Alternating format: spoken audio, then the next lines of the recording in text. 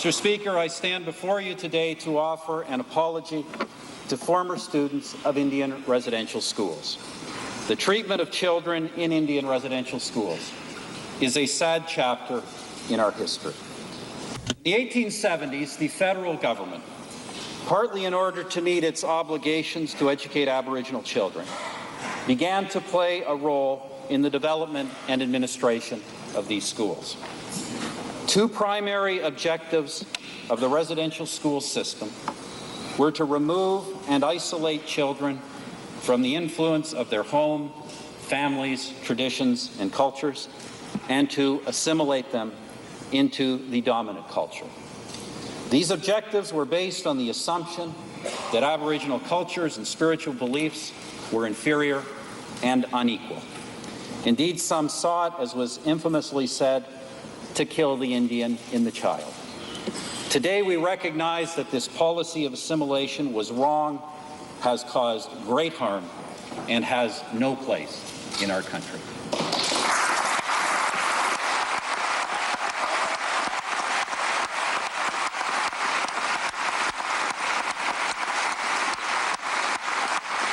The Government of Canada built an educational system in which very young children were often forcibly removed from their homes, often taken far from their communities. Many were inadequately fed, clothed, and housed. All were deprived of the care and nurturing of their parents, grandparents, and communities. First Nations, Inuit, and Métis languages and cultural practices were prohibited in these schools. Tragically, some of these children died while attending residential schools, and others never returned home.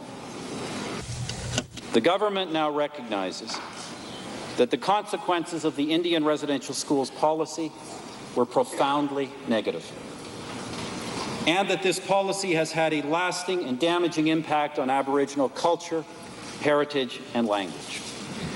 While some former students have spoken positively about their experiences at residential schools, these stories are far overshadowed by tragic accounts of the emotional, physical, and sexual abuse and neglect of helpless children and their separation from powerless families and communities.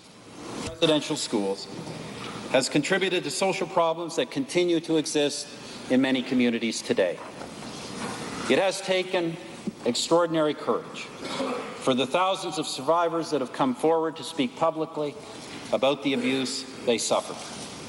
It is a testament to their resilience as individuals and to the strengths of their cultures. Regrettably, many former students are not with us today, and died never having received a full apology from the Government of Canada.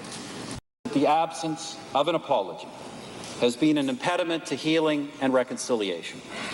Therefore, on behalf of the Government of Canada and all Canadians, I stand before you in this chamber so vital, so central to our existence as a country, to apologize to Aboriginal peoples for the role the Government of Canada played in the Indian residential schools.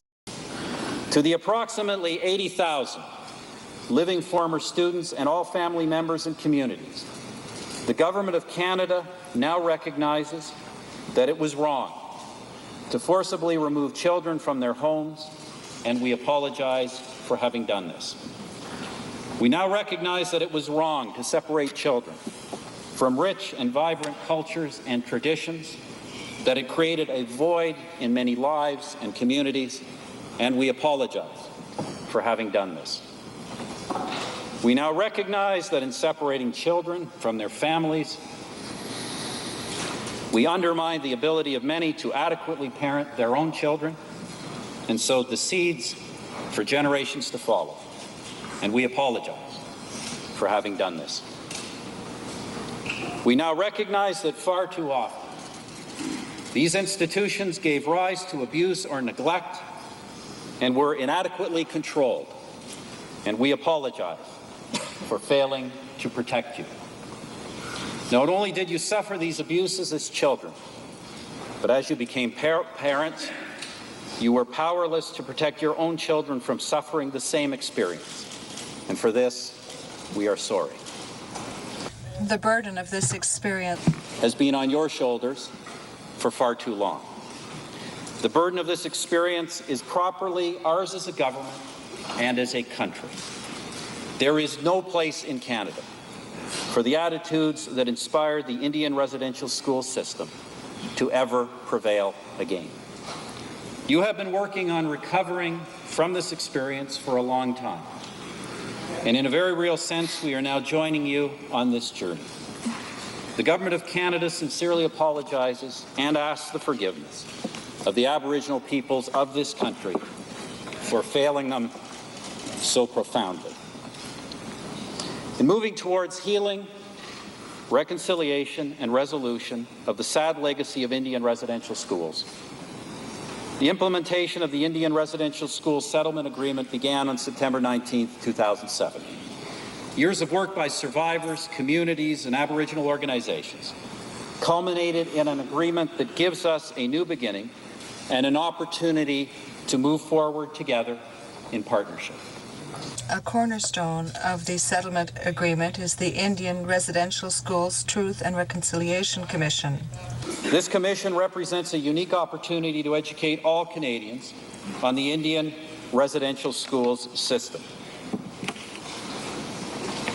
It will be a positive step in forging a new relationship between Aboriginal peoples and other Canadians, a relationship based on the knowledge of our shared history, a respect for each other, and a desire to move forward with a renewed understanding that strong families, strong communities, and vibrant cultures and traditions will contribute to a stronger Canada for all of us. God bless all of you. God bless our land.